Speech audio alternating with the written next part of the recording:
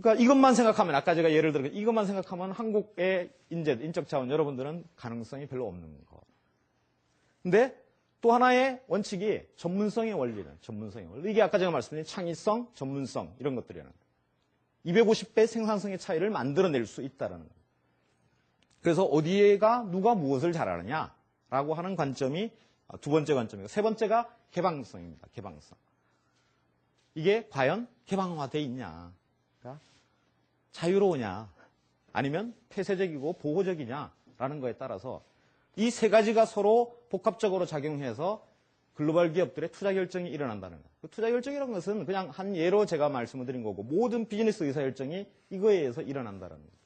그러니까 우리는 이 세 가지 측면에서 우리가 갖고 있는 한국이라고 하는 국가, 정부가 얼마만큼 경쟁적이냐, 글로벌 시장에서. 기업이 이런 측면에서 경제성, 전문성, 개방성 이런 측면에서 또한 얼마만큼 경쟁적이냐. 개인들, 우리들 스스로도 이런 관점에서 글로벌 시장에서 내가 얼마만큼 경쟁적이냐 하는 것들을 끊임없이 비교 평가당하고 있다는 거예요.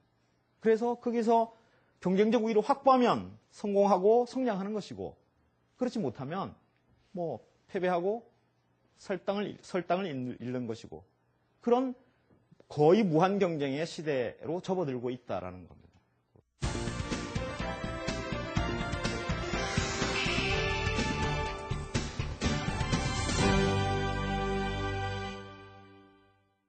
선생님 말씀에 따르면 이미 우리 시대는 이미 기업이 글로벌화 되었고, 그리고 앞으로는 더욱더 글로벌화 되어 갈 것이다 라고 말씀하셨고, 그리고 경제적으로 따졌을 때 한국 학생들은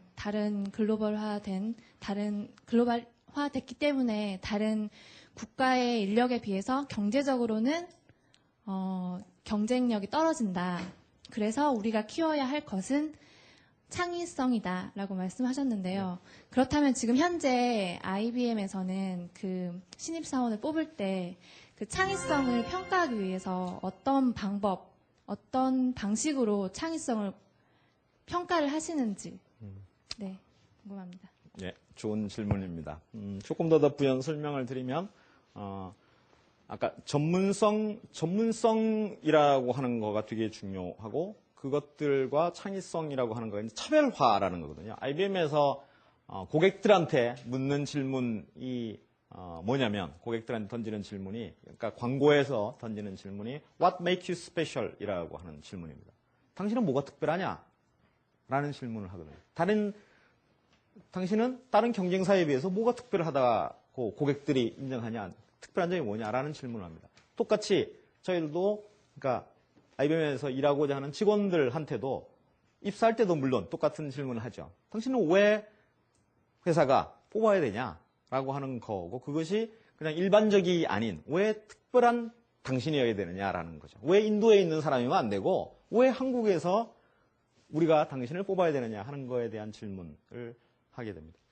그거는 입사 이후에도 지금 제가 같이 일하고 있는 2,500명의 팀들, 저하고 똑같은 IBM 사람들이 똑같이 매일매일 하는 질문이 What makes you special? 이라는 거예요. 당신이 뭐가 특별하냐라고 하는 그런 생각들을 끊임없이 이제 하여튼 하게 됩니다. 그래서 근데 어떻게 뽑냐? 그거는 이렇게 딱 정해져 있는 질문으로 하는 게 아니고 그냥 그러니까 그런 질문을 합니다. 질문을 하고 거기에 대한 답을 이렇게 들어보면 특별한 사람과 특별하지 않은 사람을 저는 구별할 수 있는데 제가 조언을 해주는 것이 기능적으로는 그러니까 역량이나 기능적인 지식으로는 제가 볼 때 여러분들이 아마도 10년 전에 또는 20년 전의 인재들보다 대학을 졸업하고 사회에 나오는 사람들보다 훨씬 더 높은 그런 역량을 갖고 있다고 저는 확신합니다. 실제로 그러하고요. 근데 여러분들이 그러면서 잃어버린 게 있다라는 거예요. 잃어버린 게.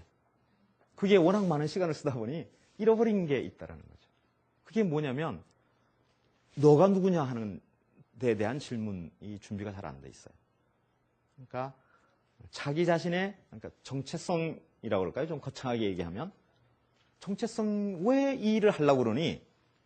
라고 예를 들어 질문하면 그거에 대해서 잘 준비가 잘 안 돼 있어요. 그러니까 그러니까 채용하는 회사 입장에서 보면, 인력을 필요로 하는 회사 입장에서 보면 다 그 사람이 그 사람 같아 보인다라는 거죠. 여러분들이 갖고 있는 기능적인 지식의 차이는 어떻게 보면 100점, 90점의 차이입니다. 근데 제가 지금 말씀드린 내용은 플러스냐 마이너스냐일 수도 있다라는 거죠. 그래서 다시 생각해 보면 여러분들이 누군가 일하는 사람으로서 적어도 그거를 생각해야 된다. 그래서 그것을 특별하게 만들어가는 일이 여러분들한테는 아마 가장 강력한 경쟁적인 무기가 되지 않겠냐라는 겁니다. 제가 한국의 경제, 사회 전반을 저는 대단히 긍정적으로 보는 사람 중에 하나인데 최근에 와서 가장 우려스럽게 보는 거가 젊은 여러분들 세대가 너무나 이렇게 포장된 길을 똑같이 달리기 하듯이 떼거리로 몰려다니는 거라는 겁니다. 뭐 하여튼 예를 들어 고시 공부해가지고 뭐 하여튼 공무원으로서 쫙 또 뭐 어디 가서 뭐 경영학 전공해가지고 쫙 다 뭐 또 CEO가 되고 그러니까 의사 쫙 되고 요즘은 그래서 다 정해져 있다면서요. 그러니까 실력대로 쫙쫙쫙 가는 게 다 정해져 있다라고 얘기하죠. 저는 그거가 대한민국의 장래를 가장 어둡게 하는 거라고 생각합니다. 만일에 그랬으면 예를 들어 우리가 미국에서 알고 있는 많은 사람들, 빌 게이츠 무슨 이런 사람 나타나지도 않았을 뿐더러 구글 같은 회사가 생기지도 않았을 거며 그렇다라는 거죠. 그러니까 우리는 다 같이 이렇게 모두가 너무나 안전한 세이프한 방식으로 또는 자기 개인의 그래서 그게 너가 누구냐에 대한 질문이 준비가 안 돼 있다는 거죠. 그거에 대한 질문은 뭐겠어요? 나는 편안한 삶을 살고 싶다. 이게 질문이면 그거는 설명할 수 있습니다. 모든 사람이 다 그렇다고 하면. 그게 과연 그러하냐라는 그 정도 답 질문입니다. 네, 그럼 앞쪽에 계신 남성분께 기회 드리겠습니다. 행복이 궁극적으로 어디에 있다고 생각하시는지, 인생의 의미는 어디에 두시는지. 또 아까 소개하실 때도 제가 캐치해서 들었는데 윤리경영위원회라고 이렇게 소속되어 있다고 이렇게 나오셨는데 그거 관련해서 한 경영인으로서 회사를 이끌어가는 기본 정신 그것이 자신의 인생과 어떤 연관이 있는지 좀 설명 부탁드리겠습니다. 네, 아주 좋은 말씀도 많이 해주시고 아주 재밌는 질문 해주셔서 감사합니다. 제가 제일 중요하게 생각한 게 직업인으로서의 가치관을 세우는 일이었습니다. 근데 운 좋게 정말 IBM이라고 하는 회사가 좋은 게 제가 처음에 가서 딱 그런 생각을 하고 회사에 들어갔는데 저는 그걸 언제 가장 갈등했냐면 어느 회사를 갈까 할 때 여러분들 비슷한 것처럼 저도 아무 생각 없었거든요. 무슨 이노베이션 얘기를 제가 그때 알았습니까? 아무것도 없고.